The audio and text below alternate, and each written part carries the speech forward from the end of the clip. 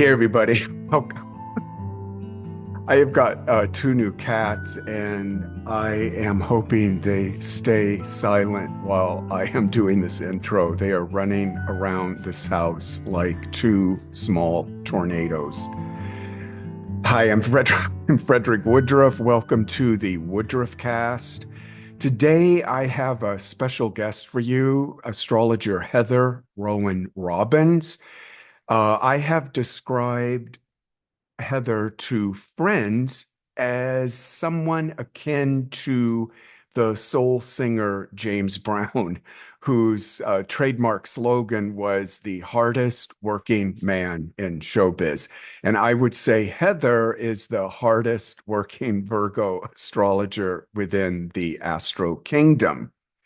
Heather is the author of numerous books, and one of my favorite creations of hers are the Star Codes Astro Oracle cards. These are an excellent way to learn astrology as well as deepen your skills with divination. Heather has, for over 30 years, produced the weekly Star Codes column. This is probably the finest sun sign astro analysis you'll find out there today. There's so much shit that's churned out. I'm imagining a lot of it's being done with AI now and set up for clickbait. But Heather is the real deal. As I said, she's been doing these for over 30 years, as well as her Access Astrology show that started out on Blog Talk Radio way back in the day when the internet was quite nascent. And she has now moved that with her colleagues over to YouTube. All of that you'll find on her website, roanrobbins.com, and that link is below this cast. So I want to bring Heather on. Please welcome my guest today, Heather Rowan Robbins. And then, okay, boom. Okay. So, hmm Heather, thanks so much for joining me here today. I always love connecting with you. I had a blast on your cast. God, that was a couple months ago. I think we hmm did that. And then you and I go back quite a ways. When I first met you here in Seattle, been a huge fan of your star codes that you've been doing for over 30 years now. But let's start like I guess closest to the sun with Mercury and this Mercury Mars Yeah. conjunction. You It's were bringing go into some of your insights so Mercury with Mars this. conjunct exactly yesterday. And as they move forward, they're going to form a grand trine with Saturn and Jupiter over this week. And that's going to be really interesting how that unfolds. And Saturn and Neptune are conjunct over here, Jupiter over here, and they're both trining into those two. But yesterday, Mercury and Mars conjunct, and over the weekend we had, 7 to 8 million people rally for the No Kings rally, proving that you can use that Mercury Mars conjunction in Scorpio, which can be so pointed and so incisive. Hmm. They spoke very clearly, but there was no violence, there was no rumble, there was no meanness about to each other. Yeah. And the only people that were arrested were the counter protesters from MAGA. So, yeah, I mean, that was a beautiful use of it. We are making a critical point, Mercury conjunct Mars. We also saw some interesting, funny events, like, well, I wouldn't say funny, the theft at the Louvre, which in 9 minutes from beginning to end, they pulled off one of the, and we talk about incisive and surgical. They were up, cut the glass, came in, smashed, grabbed it, took off, and escaped. They probably will be found, but it was pretty amazing how that was pulled off. Uh, Exactly. and that also at the same time, in Mercury Mars, we can use words as a weapon or have weapons against communication. And yesterday, all of Amazon Web Services went down for Hmm. several hours, and they support so many other websites all the educational websites, Canvas was down, all the, Pinterest, and then many bigger ones. I think WhatsApp, all of the ones that Amazon does the support for were down for hours. Yeah. It was Well, and really I interesting. think airlines and Hmm. all that was impacted by that. So Hmm. it was Hmm. major, It definitely. was major. So And go mhm. ahead. I just that I could watch my impatience level was high this weekend. I had a lot to do and I got it done, but I could feel that I was not patient with other people's schedules and I had to keep chiding myself. And that's one of the things about knowing where the planets are at the moment.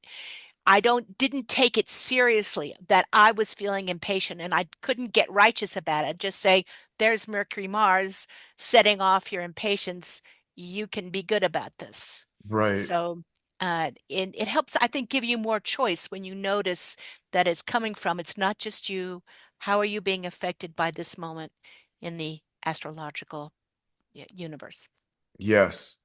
And I think something I wanted to talk with you today about to kind of start the show off with a lift and a boon was transiting Jupiter in Cancer and Hmm. just kind of, I mean, that's such a rich position for Jupiter, and I think it's Loves being in exalted there, Cancer. or Yeah. Yeah. it's got Loves being in such Cancer. great affinity. I love it there as it's conjunct my sun. So but to your point about like Mercury and Mars, I personally don't follow like my transits, like, to the minute of what's Hmm. going on. Of course, I'm not doing like a regular updates like you are with the cosmic weather, every week. But the other day I was laying in bed and I was like, God, this has been such a great fucking summer and into the autumn. And I was like, oh, right, Jupiter's on my sun. And Isn't that yes, wonderful? it's just like, and then I think I sent you my cat photos. I just Oh, got those they're two beautiful. boys. Hmm. And that for a Cancer to not have a cat in the house is kind of like a tragedy. Oh, it is. And it took me a couple years to get up the courage to get cats again after I had to put Mm. my dear Bingle down, and I just was wiped Hmm. out by that. So anyway, the cats are here, Jupiter's in Cancer. And let's talk a And little it's bit. right on your sun. Right. Let's Hmm. let's talk a little bit about, just for everybody, your take on this Jupiter jovial Cancer transit. And it's a Uh, great time to talk about it this week because we'll feel it most all this month. Jupiter is forming that trine with Saturn, and they both trine uh, Mercury and Mars. So if first Mercury hits it, then Mars is going to go into hit that exact grand trine, energizing us. So we're here to talk about it. Jupiter is sure. bigger than all the other planets put together. If the sheer volume and size of Jupiter is bigger than all the other planets if you stuck them together. And that sense of it's huge. It can be too big. I've seen it show up in cases where, somebody's Jupiter on your planet can feel like they're taking all the oxygen out of the room. But most Yeah. of the time, it is a place that we can bring expansion. And I like to see people work towards that Jupiter and their North Node as points of liberation or golden places in their chart that Hmm. can give them joy and help and freedom uh, as they age or as they move through life or when they really need it. It's this resource. Yeah. And say, what's your take on, for, say, globally, just all of us living through Jupiter being in Cancer? I mean, it's so hard to, not get caught up in the negativity that's being just broadcast continually out of our White House. But how do you see Jupiter in Cancer in play within, say, the geopolitical, the sociocultural Hmm. unfoldments right now? I mean, Well, I'll tell you quickly, I see mhm. it as this heart opening towards the situation with immigrants and these situations we're seeing, with ICE and all of this illegal search and seizure that's going on. But I think that Jupiter and Cancer part is like has a softening on people that maybe normally don't pay that much attention to like what's going on in the country with immigrants or immigration or have been impacted negatively by all the hype. So I think that thing of the foreigner, I think of the Statue of Liberty, bringing people in, welcoming in as a very Jupiter Cancer emblem, right? Welcome So to my home, because Cancer is so much about home and homeland and what is, oh, yes. and at first Jupiter went into Cancer and people were like, yes, my America, this is it, small. And they began to realize, oh, that's too small. Hmm. I need these people. We are interdependent. Yeah. What our home is our planet, not necessarily just our little country with the people that have been here for the longest period of time. I live on a reservation, so the idea of any European thinking that they were here first is silly. Yeah. But uh, it's also sitting right on Trump's Saturn Venus conjunction and his tendency to kind of go into that's kind of a tricky conjunction for anybody, because it's about reserve and pulling yourself in and protecting yourself. And Saturn is not is in its fall in Cancer.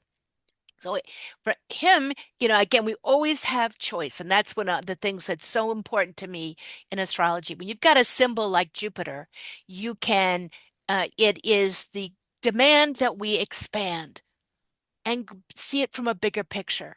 Hmm. Now, if we want to expand, if Jupiter comes across your ascendant, you can expand your view in the world, or you can gain a lot of weight. It can be quite literal. It's so the Jupiter in Cancer is for some has expanded their nationalistic sense of home, but for most people, it's opening their heart to home and family and Hmm. space. That's what it can do, and that's what we would like it to do, is open our sense of what is home, this planet, and who is our family, all living beings. Yes. And then also to your point about the expansion and amplification with Jupiter, and then this point you bring up about it going over Trump's Venus Saturn. To Hmm. me, that's showing like putting more juice into something, or rather, it's sort of like triggering the sore spot within Trump's psyche with the Venus Saturn. And my theory lately is how sadomasochistic, MAGA is, Hmm. and that fucking video, AI video that Trump released after the march, No King's March. I mean, could you get more sadistic? Gross. Yeah. And then to the point of Mercury being conjunct Mars and Scorpio with all this excrement being dumped out on the protesters or the marchers in that On to, video. on to Americans. Yeah, it Yeah. it just is so that it just brings up a whole other twist about how like a Jupiter transit can actually amplify what is unsavory, say, Hmm. in somebody's nature. Because I think Yes, exactly. the Pollyanna take with Jupiter in astrology is, that it's always positive, always upbeat, always, bringing in this flow of blessings. I think on one hand it is, but then on another, there's just the basic amplification. And I Right. think in Trump's case, getting the sore spot It. stepped on, with the Mhm. transit. So I that's agree. I very agree. interesting. I've also seen Jupiter in like the 10th house squaring planets in the seventh and in the fourth. That meant that there was too much. father incest, where there was too much father in the chart and it caused damage. You can see the only challenging aspects from that Jupiter up there. And that, that's way too much. That's that excess. But Hmm. again, we always have choice how we handle that. That Jupiter says it's lots of. Do you want to make your heart lots of? Do you want to make your spiritual practice lots of? Do you want your perspective expanded? Or do you want to take your worst habit and expand that? That's always up to us. Yeah. I That's think, that's that like you free will. mentioned about Jupiter and North Node, Hmm. working with clients that are in some kind of a quandary or some kind of suffering, what I'll often do is focus on Jupiter in their natal chart and then talk about the ways that aligning with that sign's basic function or style, bringing more juice to it can, impact their overall state of mind I and agree. um, Hmm. kind of their magnetism as well. So if they're feeling secluded, out of touch, get your Jupiter moving, and then it starts to like pull things in because people like being around positive energy. They It's just do. like a law. They do. And I was just pulling up the chart for the USA, and there's several charts for the USA. I've been using the Sibley chart, which is July 4th, 7076, 5:15 p.m. in Philadelphia, since I went to Philadelphia and asked around about the time, but also since 9/11 and where the that Saturn Pluto was sitting right on the ascended descendant of the it works. In other words, this chart works, so I think of it as Yeah. the chart of the mythic America, not all the details, but the chart of when we think of America, that's the chart. So with that, our Mercury is at 24 Cancer. So Jupiter is sitting exactly conjunct our Mercury Mm. today, this week. And I think that March, that 8 million people, that March was the Jupiter in Cancer voice, magnifying our voice. Our North Node has also progressed. When you look at the progressions of the chart of America at 24 degrees, you got this beautiful lineup of Jupiter on our progressed North Node, which is conjunct our Mercury in Cancer Wow, in that's in the fascinating. in the US chart, which is lovely for the moment. Yeah, and that's why I didn't realize that it was in tandem with the March, that Yeah, particular transit. Jeez, I just realized that myself. It's really beautiful as you were that bringing up. is. And again, So we have hope for that. yeah, I think trying to uh and I'm going to shift gears here because I think like you, I've been trying to unravel the puzzle of the ongoing Uranus Pluto trine Yes. that is up for quite a run. Hmm. And 7 passes. yeah, let me just turn this over to you. I want to get your impressions on Hmm. that Hmm. trine, and then we'll kind of deep dive that in a, some discussion on that. But you strike the first note on that. Okay, I have you know, because I can be a details wonk. When I want to understand a transit, I'll look back through history, especially at Mhm. history like this. And again, like with science, you can't do necessarily, false causality, but you do see correlations. And, your Pluto takes 248 years around the zodiac, Uranus 84. They have this interesting cycle because Pluto is an elliptical orbit. Their times vary. There it goes at 113 years between conjunction to conjunction to 142 years between conjunction and Mhm. conjunction, depending upon where Pluto is in its orbit. So this one, any conjunction between two planets starts a process. It begins a pattern. It's like a new moon. So the new moon, this last new moon of this cycle began in the mid 60s, 1965 to 1966, when Uranus and Pluto conjunct. And that, again, we always see that creative ferment, that electrical Uranian juiciness. Electricity hits the ocean and out comes Venus on the half shell. It's really creative, love, creative time, but it also deconstructs what was. They squared each other 7 times between 2012 and 2015. Oh, Well, yeah. the sun was quiet then, so we didn't have much juice to that, but that was, the Right to Marry Act. Obama came in, we had the first black president. There was sense of potential. Now, never quite got off the ground the way it was supposed to, because the solar cycle, the sun acts like our volume control on the other aspects. And when the sun is really active, like it is now, everything's got more juice. When the sun is very quiet, it doesn't have as much power behind it as it does. The sun is quieter. We can see out in the universe, but it can be hard to get political changes off the ground. Okay, so just put a pin in that for a second. So for the listener, watcher, so when you're talking about the sun being quiet, you're talking about Literal sunspots. yeah, sunspot Hmm. cycles and Hmm. activity. Yeah, go to spaceweather.com and it'll tell you how we're doing on that. It's And roughly an 11-year cycle, but it's not always.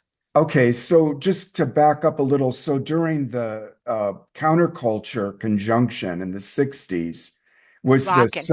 was it the sun in a quiet phase then? Or No, it was in a very active phase. okay, well, It was yeah, so hot cooking like it was in the American Revolution and the French Revolution. It okay. was that kind of active. And then the squares from 2012, 2015. Then the sun you're saying was more mellow. It was supposed to get active, but it didn't, it only went up a little bit. It was supposed to kind of peak during that time, but it was unusually quiet for us. It was for a solar maximum. And then it got Wow. really quiet during the first Trump administration. And now it is cranking. That's why I have Aurora Borealis, why we're Yes. seeing so much. It just activates everything. The early the around the Russian Revolution, the Russian astrologers started mapping the solar cycle and political process, and they did some really interesting research on that. But I've noticed that it just turns the volume up on all the other aspects. Well, that it makes sense. I mean, my one of my theories about astrology is that we're really studying the movement of light through our solar system, which of course is Hmm. coming from our sun, reflecting from the planets back. And there's something there in this idea of the low activity of the sun, Hmm. where then there's not that much ping-ponging back from Right. reflective light. I mean, it's still there, but Yep. I don't know. Now I've got a whole other thing, And now oh, we another can whole look. wormhole I'm going to Yeah, have to that's go down. really a fascinating wormhole. But you can see farther out into space. And I love that image, you can see the faraway places. A lot of astrologers were born on a solar minimum because we're always looking out there. The people, Interesting. the people that are born during a solar maximum tend, like Bill Clinton, tend to be very active on this planet. Yeah, Uh, George Bush was born at a solar minimum. He had, he wasn't very practical at what he when he went to go to apply his theories. So right. it can tell you a little bit about the personality, but mainly I see it as in the big cycles of history. Okay, so I love this, and of course, I have this from years of studying, Dane Rudhyar, the lunation Hmm. cycle, Hmm. and like you're Hmm. saying, any conjunction between planets or the lights is like a new moon. Then, so there's the new moon phase of the Uranus-Pluto conjunction in Virgo, counterculture, Yep. eruption of pagan religion comes back. Zen is in the mix. Hippies are on the move. Then we get into the square. So we've talked about that. Hmm. And Now now they're trying. it's Now trying. the And last time they were trying was in the Roaring 20s. was Okay. 1920 to 1922. Now, that was the jazz era, that was, Flapper Girls, that was a change in music. The real sociological shift was a lot of material wealth, um, and then it crashed because they overdid it. In the Because and then 1929. 29, exactly. Yes. So, but that was well after the energy of the trine. But that's just coming up. We've already felt it the past very close at almost conjunct already.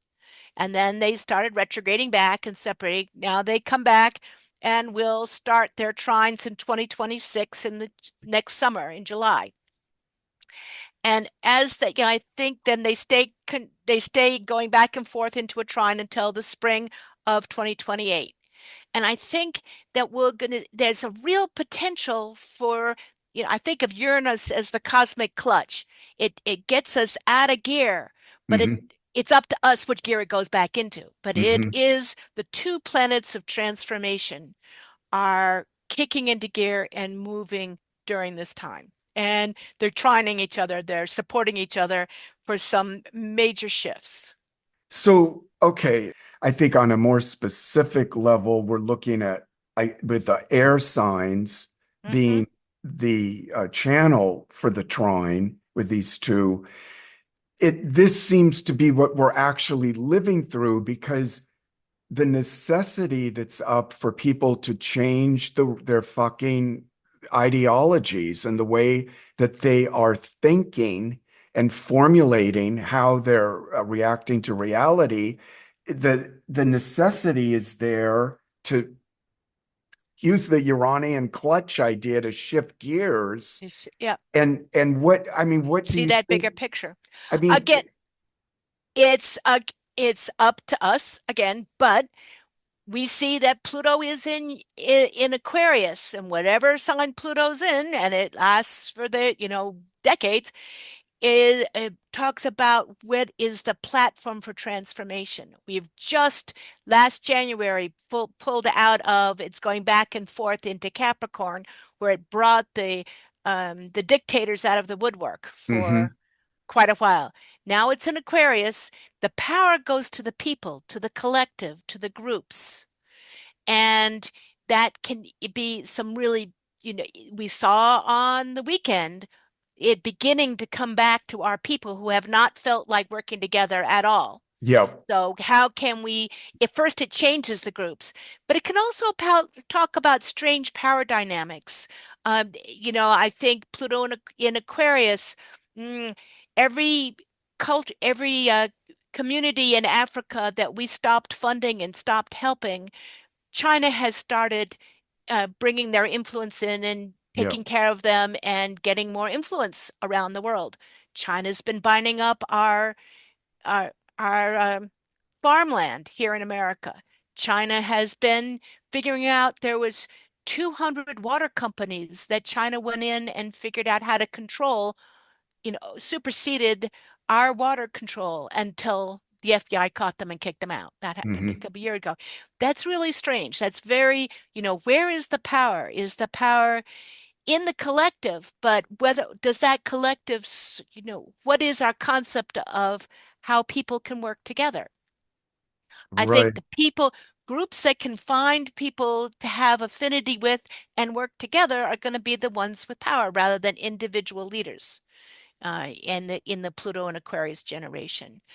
We also see the trouble with that with AI as with Uranus going into Gemini. It's usually a technological change. Uranus is in a sign for about 8 years, hmm, and Uranus and Gemini is really going to be waking up. The across the signals moving back and forth across the globe and bringing in the real changes that AI can bring. But what is reality is going to still be that intense question. I think with Neptune in Pisces for the last 12 years, we've been wondering what is reality, the way AI is affecting everything that we read, see, know. We're now becoming more aware of it, but it's been kicking in there for a while, all the bots, all the efforts to change people's concepts of reality without their knowing it. Right. And maybe we can start becoming more aware of that now. But I think Neptune went into Aries and we idealized, some people idealized war or new beginnings or boldly going where we have not gone before. That's good. The entrepreneurialness of Aries is lovely. But Neptune talks about what are we idealizing? And that sense of illusion or idealism, now it's gone back into that for the fall. And I think we're going to see a lot of questions about what is real and what is not this fall and this winter. Then Neptune goes back into Aries in the springtime. And are we fighting for a good cause? Are we fighting to save our environment? Or are we just fighting? I think the Neptune transit is really more emphatic than any other time, given the this borderline, this demarcation between the end of the zodiac and the beginning of the zodiac. This going back and forth over this critical, like Bardo point of the 0 degrees, Aries point. I think it's really like fucking with people's head, just like you're saying about what is reality? What is real? Can I believe my ears, eyes, everything I'm, being presented with? And yet I'm thinking and I'm hoping with Neptune finally settling in Aries and having that reality check from Saturn there with it in the conjunction, I'm hoping that reinvigorates people, Aries, into their own sovereignty again, their Mm, own yes, using their own senses to say this is what's happening, rather than, well, Facebook is telling me, or my email has told me this, or CNN's telling me this, or Fox is telling me this. People coming back to their own, you know, relationship to reality, their own direct perceptions. I really like that take. Yeah, I'm hoping that Hmm. is what it's about, rather than, like you said, when we saw Neptune get into Aries, suddenly the Department of Defense is the Department of War, Right. and there's all this crazy ass shit going on now. I saw in San Diego, the military's out now on the beaches doing training sessions and tanks and flight. Yeah, just all this cosplay that this I agree. fucking I agree. It's regime performative Mars. The totally. military is furious, like we're getting it back into warrior ethos. We want them to look like warriors. We don't care if they are. We don't care what they're fighting for. We just want them to look like warriors. But That the, is the Neptune. and here's another take. See, now I'm starting to connect the dots that you've illuminated while you were explaining things. I think another aspect of this fabulous trine between Uranus and Pluto, the Uranian Gemini element, the absurdity element, like we saw in Portland with the cartoon figures that were Oh, that's coming up very and good. dealing with Yes. ICE and protesting out in front of the detention center. Like, Hmm. I thought, well, that's the way this degree of darkness that's coming at people. This is the exact counterbalance, counterpoint that needs to be struck. And to And me, that's it's instead of performative warfare, it's uh, taking a stand through performance. I mean, that and is really yes, beautiful. and Gemini madcapness. Like I think that Uranus element of the thing with Pluto is really fascinating to me. Hmm. So that's a couple other takes there. I do want to say a little bit about this long transit of Neptune through Pisces that you brought up. Because if you recall, right on the heels of like the Tea Party movement, when Neptune was getting ready to head into Pisces, Hmm. that is what started this complaint and grievance and everything that to me personifies the heart of MAGA. It's all Yeah. this whining and complaining and bitching, and people are hurt that there was a Negro was in the White House and that All their gay illusions were being dissolved. exactly. And then they've got Trump as the ultimate bitcher, complainer, whining. Illusion. So I'm just thinking Neptune going out of Pisces finally. We had 12, 13 years of MAGA getting traction. Pisces can be associated with, a lot of like world suffering and that kind of compassion that's born of meeting that is there. But if it's just running unchecked and wallowing in complaint and grievance, you get a movement and a cult to me like MAGA, I agree. I think that right? the negative, you point out the negative side of Pisces is that feeling like a victim is Exactly. that being, the martyrs to the cause, to the thing. But positive, that kind of melting, one of the things, COVID was so Neptune and Pisces. Yeah. It dissolved the concept of borders. It just, there aren't our political borders make no never mind to the germs, and that we have to deal with the health of the whole globe if any one group wants to stay healthy. Yeah. I think that was one of the that was suppressed, but that's one of the key pieces. Our economies are all connected. We can't separate them out, even though people want to make Japan first, America first, Argentina first. That's an illusion that you can do well in one country when everybody else around you is starving. It's a lag time, but that's an illusion. But that, Hmm. how do we move into vision? How do we say, the positive net Pisces is that vision, is spirituality. I've known, this has been a good time for some spiritual organizations. It's been a good time to grow your own spiritual practice with Neptune and Pisces, or to write the novels that you've always wanted to write. It's just knowing the difference between what is your novel, what is your imagination, and what is your perception. Are you perceiving everything? It's so easy to see how MAGA has seen it all through their lens of whining victimhood. How are we doing that? Like what kept us from kicking into gear and solving this problem earlier, and kept other people.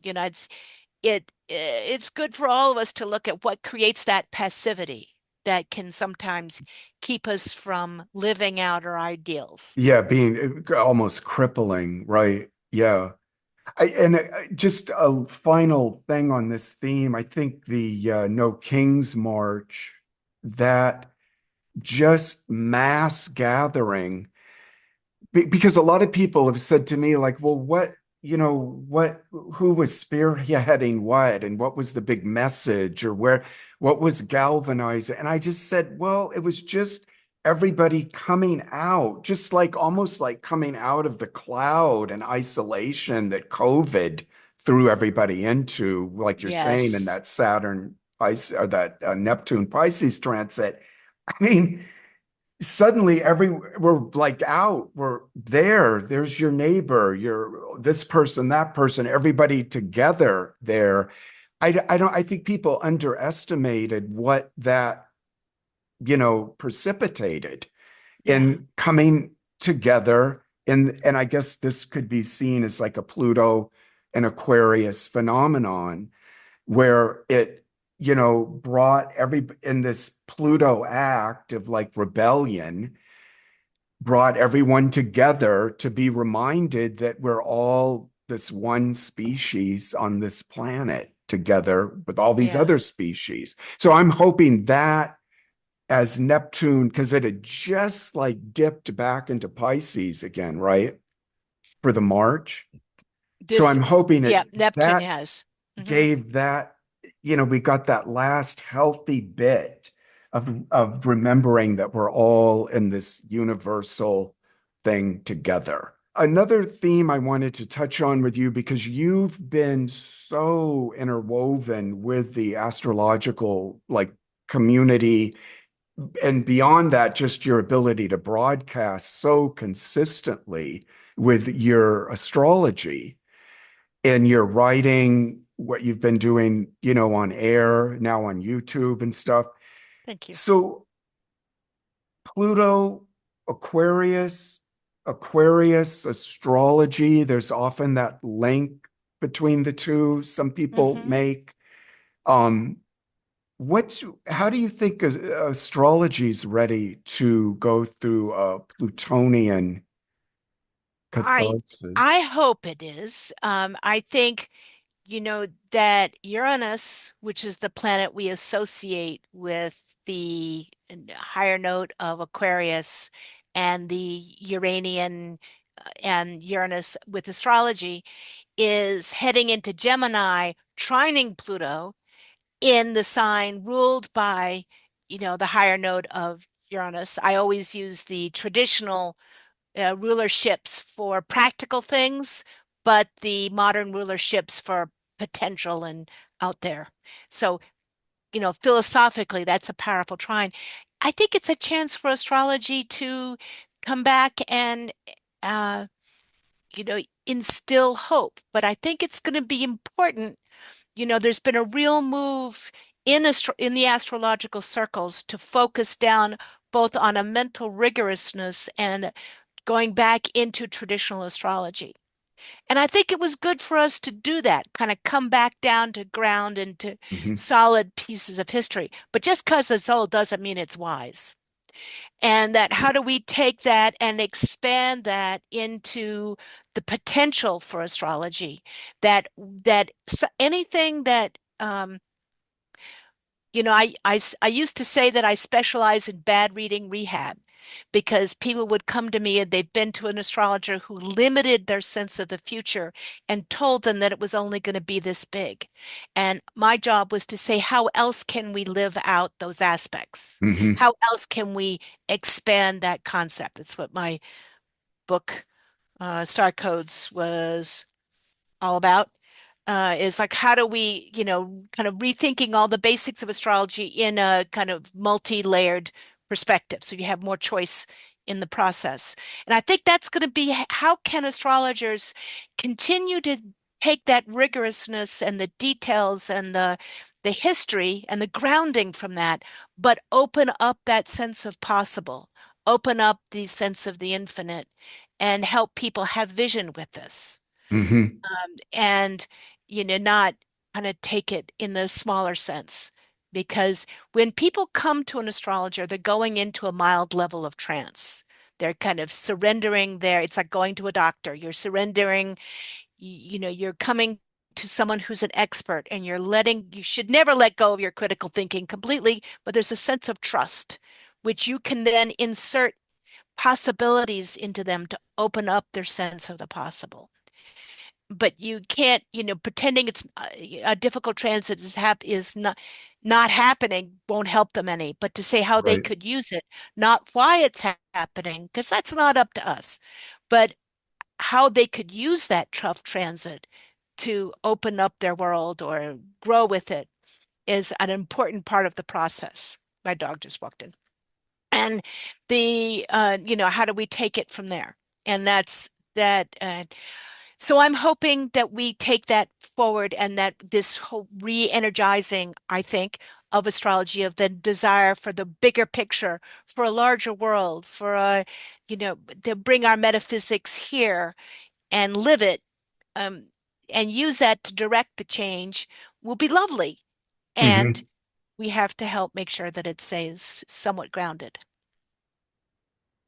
Yeah, you brought up a really good point about the the rigor and the vigor of the uh I kind of saw it a little bit as a fad that happened with the traditional school, and that sort of commanding the direction of astrology over the last, like, I don't know, it's like been 15 years. I think that bigger vision that you're talking about, which to me, I kind of associate with, I guess, a mystical kind of a take in a way. And I found that the over emphasis on all of the traditional rules and whatnot from, say, the Hellenistic school, it sort of shut that down some.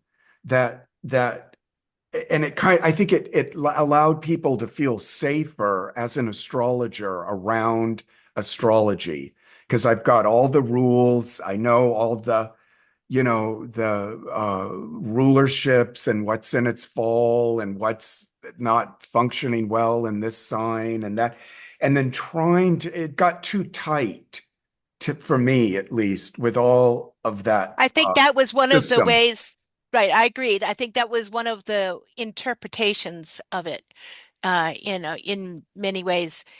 And, I remember having a conversation with Rob Hand many years ago about relocating astrology. It was on astrocartography and traditional astrology.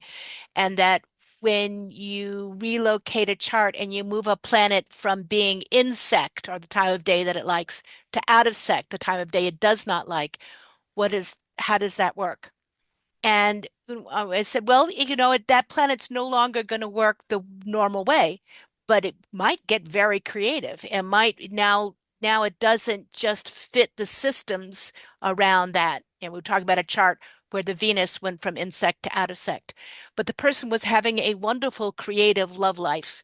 It just Hmm. wasn't your standard love life. I think they were decided they were bisexual and they were full of love and they were making money as an artist, but it wasn't it had shifted gears. And I think that that's the side people that really know traditional astrology wing it. And but it's the people who first came in and just adopted the rules to feel safer instead of, okay, that's the scaffolding, but look at the power of the symbols, because astrology to me, that's the power, is in the 180-degree expression of each symbol, Hmm. Hmm. that it gives you the power. How do you want to express that symbol? And Exactly. if you're dealing with a tough Mars aspect and your tails are twitching and you're starting to have accidents, how can you reframe that and go, what is it that I need to go boldly do? What is it that I really want to do? Hmm. I want to tell those people off and reach for the world. How do I go ahead and do that? And you find a positive expression of that same aspect, and you Yeah. start to diffuse it and turn it. But I think that's in the traditional astrology, and I think that we've got a bigger toolbox back. But I think that you're right. Is do we get caught in the rules, or do we use those as tools for the bigger picture, for the sense of possibility? So that's interesting because I'm just flashing back on 2008 when Pluto moved into Capricorn. That pretty much coincided with the traction that traditional Hellenistic schools started, to gain. And of course, the internet was up and humming like crazy then, and that disseminated out everywhere. So it was like almost everybody was in the traditional school because of that kind of the fad element of it. And so that's why I'm curious about the Pluto Aquarius, and I like how you're saying, as far as, because it is a very Aquarian thing, a very Promethean thing for a bigger vision, or that Promethean way of something that a whole new technology is brought in and Mm-hmm. Mm-hmm. rearranges everything. I just hope to God it's not fucking like AI or something like that, Oh, because that's all part of it. well, I'm But we seeing that happen with people like, oh, just I see it on TikTok. People are instructing how to do your chart on ChatGPT, that whole kind of phenomenon. And I just am like, fuck, this can't, like, why, what? No, please don't. please don't stop there. You Please, know, please don't go there at all. But what are you sensing about AI with astrology? Like what? Oh, it's taken over all the basic work. Um, Well, and sure, we both use computers to do or I sharper. found out that one of my books, I think it was, I can't remember if it was the palmistry book or it was Moon Wisdom on the phases of the moon, had been used by, one of the many books that was used to train AI. Sure. And how infuriating, but it's at the same time, I remember being at a Hay House author meeting 2 years ago. They probably won't do that again, but they brought us all together and told us. And one guy was saying, I want to help you develop your own AI just trained with your books. And I said, I don't want to do that. That's not for me, but I can see some people doing it. So that when people come to you, they can ask a question and it's answered only from words that you have said in your own work. Uh-huh. And so you don't have to give them the basics over and over and over again. They can say, how do I, what about this? And it can give you anything you've ever said about that. But that still doesn't give that extra bit of wisdom, which is person to person. But that's why I said AI has if you see its limitations and you don't think you're talking to the oracle, that's one of the dangers has been when they reach to AI for counseling at 2 o'clock in the morning and it says, yeah, death is a good idea. Um, Hmm. it's, where is the heart? Where's the wisdom? But if you ask it, how do I make a pie at 2 o'clock in the morning? It will be glad to tell you that to use it for that kind of baseline practical things. For astrology, I say if you go online and use AI for your chart or just go online and get a computer printout, which are coming much more competent these days, you what you get are pieces of the puzzle. You get a quilt. You get here are all the parts of the quilt. How they go together and what they means to you and how you could use that. That's something I don't think AI is going to pull off. But to get that baseline level of here are all the quilt pieces, I think it's going to kick in. I'm not interested in it, but I think it's going to. Well, yeah, It but has a I use. mean, you're talking about old cookbook style of astrology, which has been around forever. All the books, your Right. Venus is in Taurus, your Venus is in Gemini, Well, yeah, so this will turn it out. Your Venus is in Gemini square Uranus, but yeah, yeah. But I see the thing, like you're saying, that the thing about AI is there's nothing in it that can mimic imagination. And to right. me, when Or I vision. Yeah, or imagination, yeah, vision, all of that, and also the mystical impulse, which is beyond, it's ineffable, really. And as right. soon as you say ineffable, well, that puts AI out of the equation then, because it's just built on these fucking language It's models. yes, it is.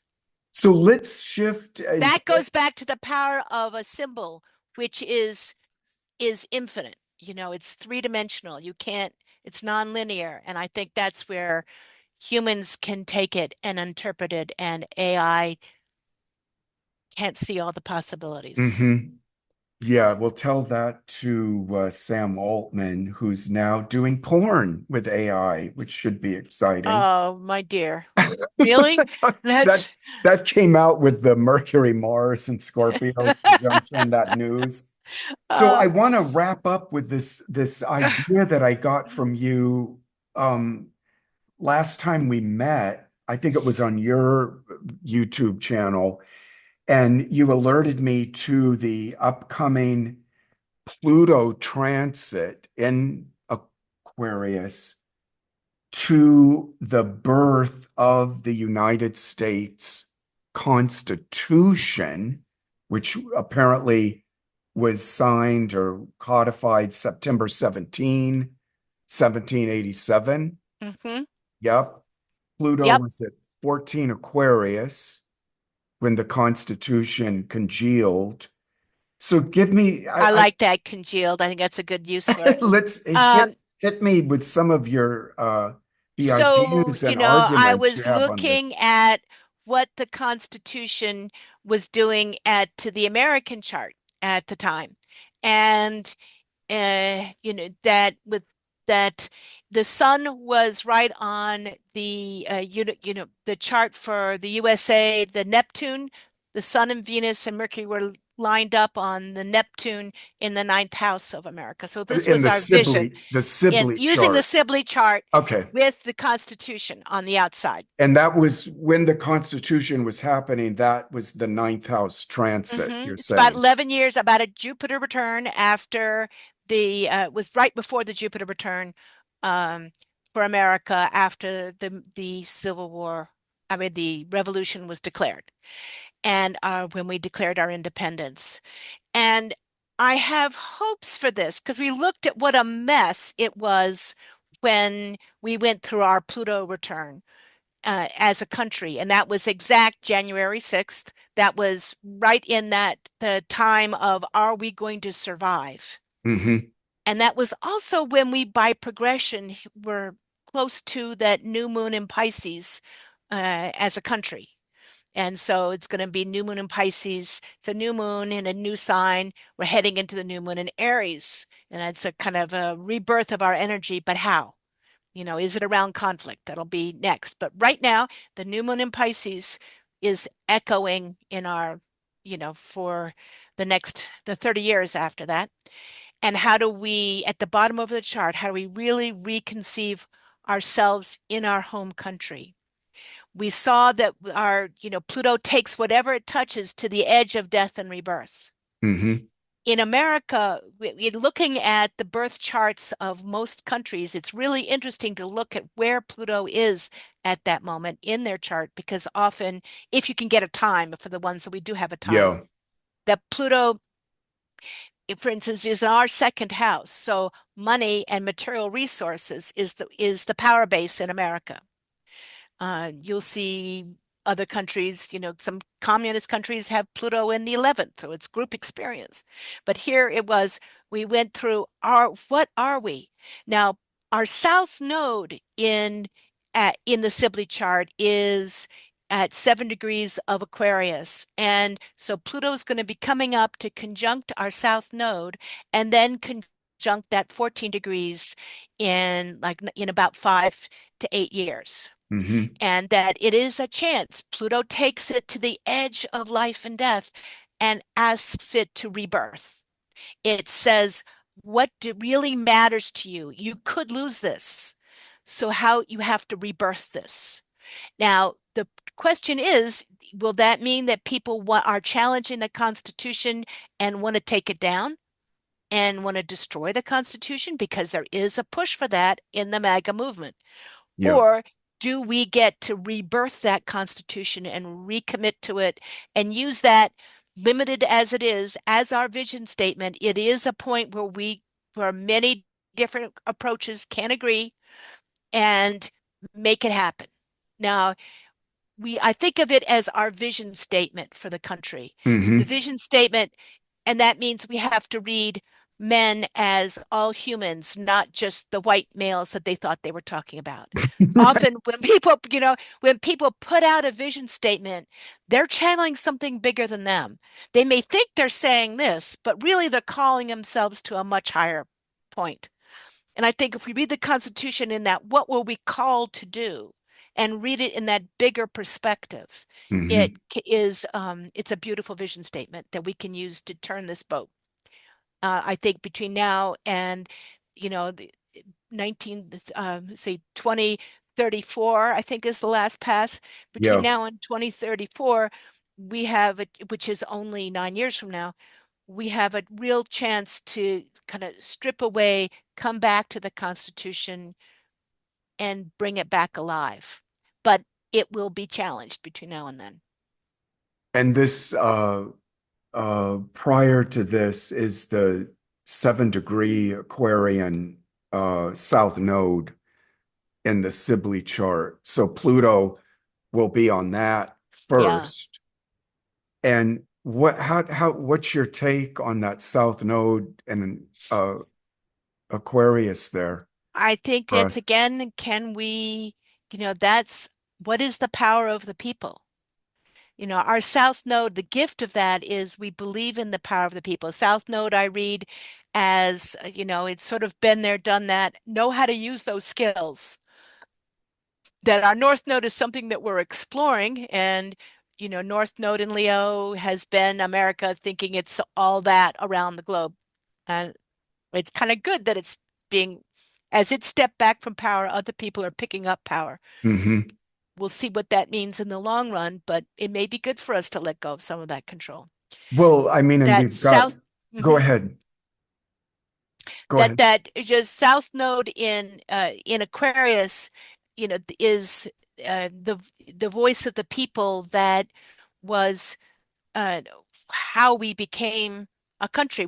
Who spoke up? How the politics, right before. So not right now, we have Uranus, Pluto, and they both form a little grand trine with Neptune. This trine is sextiling into Neptune. So Uranus sextile Neptune, Pluto sextile Neptune. Beautiful. Right before in 1774, before the American Revolution, those three planets formed a grand trine, and that's vision and the ability to change it. Hmm. And so we're coming back to where the planet, the echoes of where the planets were right before the Declaration of Independence. But that's when the Constitutional Congress was kicking in. That's when the Boston Tea Party kicked in. That's when all these awarenesses of the power of the group versus the power of a leader that's out of touch, far away. Yep. And so how do we come back to what our country knows? Our South Node is a skill. It's what we come in with, but we just can't stop there. And so I think it's how do we use that power of the people, but also think of it as leadership towards, a higher point, or leadership towards becoming a beacon for the world, which Hmm. North Node and Leo can give us. Hmm. I think of the best of Leo as like a hearth fire that's so warm that people want to gather around it. A powerful example. Right. Unless ice is chasing them down as they try to Exactly. get. Exactly. That's But that's the Heather, worst of it. I think it's a fabulous exploration you're on with this Constitution thing. I see a new book coming from you on this theme. This, There's a lot of people writing on that, but I do find that really fascinating to watch. yeah, I mean, if I were you, and here's where the cancer comes in, starts like caretaking your process. But no, I mean, I think it's such an interesting progression. The US's Pluto return to the conjunction to the South Node, and then on to the sacred, you know, document, our Hmm. Constitution. People don't realize the Constitution is only like 2 or 3 pages long. I mean, Yeah. some places it's 50 pages or whatever. So there's this beautiful, like, succinctness and brevity to, and I think it speaks to what you're saying about this bigger vision Hmm. that to me, the most beautiful things are and you'll love this as a Virgo, they're the simplest and they're Hmm. not done in a bunch of high flown, Hmm. highfalutin. So I Right. think That's the symbolic power of a symbol. That's yeah, that you actually have more in less space exactly. with a powerful symbol. Right. Well, I think that's a great spot for us to end here, Heather. Appreciate you Wonderful. coming on. Always Thank you so love, much. yeah, connecting. Folks, you can find info on Heather's website, her books, her tarot cards, all of that's in the link below this video. And Heather, we'll do this again. All right. You God too. Take bless. care. Bye.